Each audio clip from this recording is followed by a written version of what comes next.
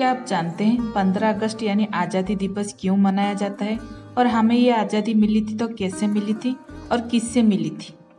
चलिए जानते हैं। भारत, जिसको कि सोने की चिड़िया कहा जाता था, उससे लूटने के लिए आज से तकरीबन 400 साल पहले सन 1608 में ब्रिटिशर्स ईस्ट इंडिया कंपनी के रूप में भारत आए। उन्होंने भारतवासी को उस समय ये कहा कि वो यहाँ महज बिजनेस करने के लिए आए हैं, पर धीरे धीरे उन्होंने पूरे भारत पर ही अपना कब्जा कर लिया।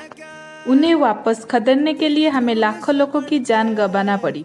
सन 1857 में मंगल पांडे ने सबसे पहले इसके खिलाफ आवाज उठाई थी, परंतु अंग्रेज बहुत चालाक थे। उन्होंने इसके बदले उन्हें फांसी दे दी और मंगल पांडे शहीद हो गए। पर उनकी शहीद ने एक नई लहर शुरू की। अब हर भारतीय अपनी आज़ादी की मांग रखने लगे, जिससे कि अंग्रेजों पूरी तरह भौंकला गए। उसके बाद झांसी की रानी लक्ष्मीबाई ने भी इसके खिलाफ आवाज उठाई। उन्होंने अंग्रेजों की रात की नींद उड़ा दी।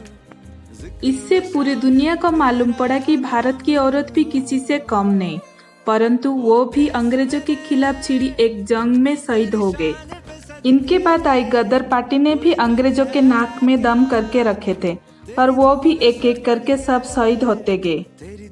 और उनमें से सबसे छोटे उम्र में शहीद करतार सिंह सराभा थे, जो महज 19 साल की उम्र में शहीद हो गए। फिर आए भगत सिंह, जिनका एक ही सपना था भारत को अंग्रेजों से आजाद करना। उन्होंने लोगों को धर्म और जाति के भेदभाव से दूर किया, परंतु उस समय अंग्रेज फिर से डर गए। उन्हें लगा कि अब भारत छोड़ना पड़ेगा। इस वजह से उन्होंने भगत सिंह को भी उनके दो साथियों राजगुरु और सुखदेव के साथ फांसी दे दी। भगत सिंह की शहीद के बाद सभी एकजुट होकर आजादी पाने के तरफ बढ़ने लगे। कांग्रेस पार्टी को भी देश को आजाद करने के लिए काफी श्रेय दिया गया, जिसका मेन लीडर थे राष्ट्रीय पिता महात्मा गांधी और पंडित जवाहरलाल नेहरू। और सुभाष चंद्र बोस भी देश की आज़ादी के लिए अपने एक बहुत बड़ी ओहदे की नौकरी छोड़ के कूद पड़े थे। पर आज़ादी के तरफ बढ़ते भारत को देखकर ब्रिटिशर्स ने फिर से अपनी डिवाइड एंड रूल की पॉलिसी लागू की, जिसमें उन्होंने हिंदू और मुस्लिम को आपस में बांटना शुरू किया और भेदभाव आपसी नफरत में बदल गई। जब दोनों धर्म के लोग अपने अपने देश की मांग की, आखिरकार 15 अगस्त 1947 को वो दिन आ ही गया जब भारत को आज़ादी मिली।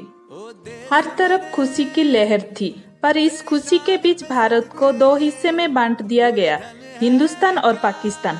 हिंदुस्तान में ज्यादा लोग हिंदू और सिख थे और पाकिस्तान में ज्यादातर मुस्लिम गए। इस बंटवारे में भी लाखों लोग मारे गए, परंतु भारत अब आजाद हो चुका था। पंडित जवाहरलाल नेहरू भारत के पहले प्रधानमंत्री बने। इससे पता चलता है कि हमारा भारत कितना महान है, कितने बलिदान देकर आज हम आज़ादी से भारत में घूम पा रहे हैं। 15 अगस्त यानी स्वतंत्रता दिवस का हार्दिक अभिनंदन। ऐसे और वीडियोस देखने के लिए चैनल को जरूर सब्सक्राइब कीजिए।